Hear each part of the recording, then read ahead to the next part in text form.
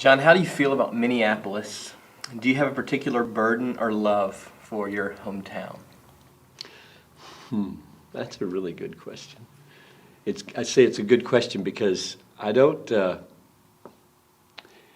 think geographically very much. I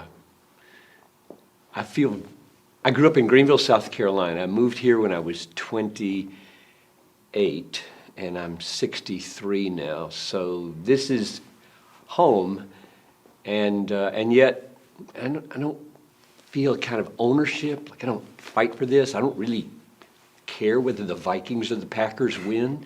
So I'm not a real geographic home guy. I like to be where people are. I like to be where need is. I like to be where there are ripple effects of the word and of truth. So yes, I'm here. We have this slogan in Bethlehem called proximity implies accountability, and so I feel like as my circles go out from my life, my responsibilities decrease, and so nearer is important. And so, yes, I would love to see God move. I get up in the morning, I go to my window where my little nook is to pray. I look at the city. I've got a beautiful line on the cityscape from my study window, and I've prayed hundreds of times, Lord, those tall high-rises, fill them with the Word of God.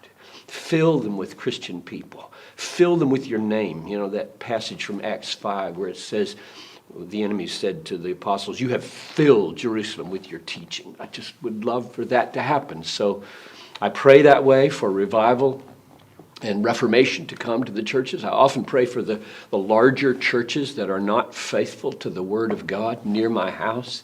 I know some of those pastors, and I grieve over the kind of shepherds that they are, frankly.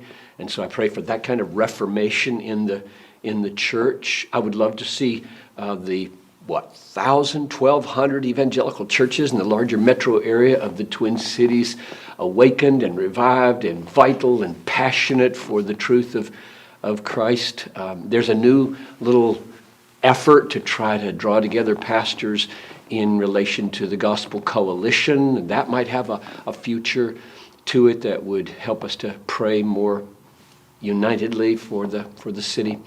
So that's a little glimpse maybe into the way I think about Minneapolis and St. Paul and the wider metro area here. But, you know, given things like this, where I know people are watching this in Australia, I just got back from Germany and Russia, where I met pastors who are loving God. I just feel, as I'm going older, I'm 63, and I'm growing older, and I just feel like there is a platform for loving the church globally as well as locally. So I find myself